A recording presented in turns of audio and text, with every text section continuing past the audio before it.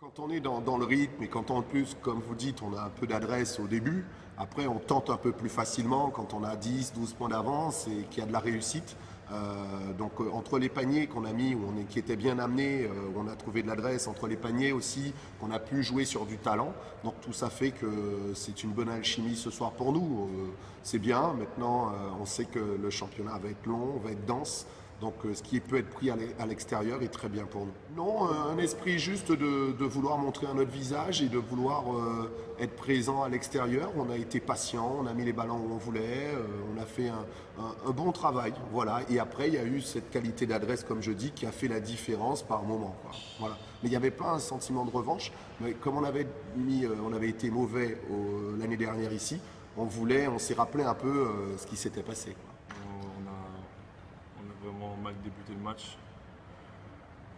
Tactiquement, on n'a pas respecté ce qu'on devait faire. Donc c'est vrai qu'ils nous l'ont fait payer très rapidement dans le match. Ensuite, les joueurs étaient en confiance. Ils ont rentré des shoots, des gros shoots.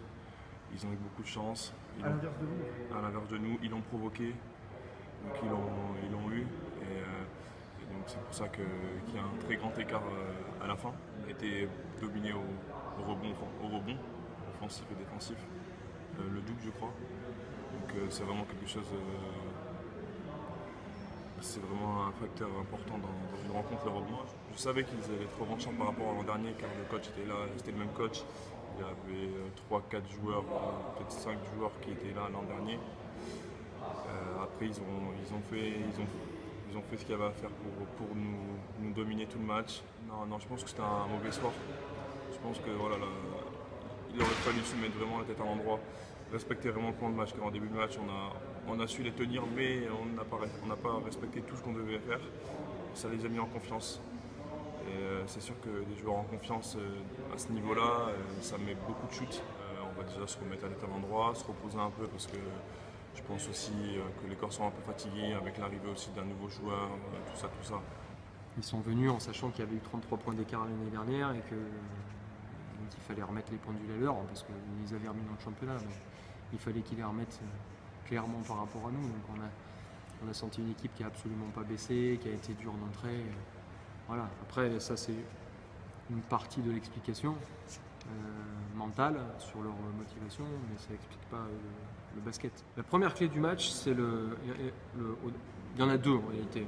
Il y a le début de match, on démarre très mal, malgré, parce que j'entends beaucoup de monde dire après 5 minutes, on était là, après 10 minutes. Oui, on était là. Le problème, c'est qu'on a pris le match à l'envers, c'est-à-dire que à ce sport, il faut contrôler sa raquette en attaque comme en défense. Il faut mettre des paniers près du cercle en attaque et empêcher l'équipe adverse d'en mettre près du cercle en défense et contrôler son rebond.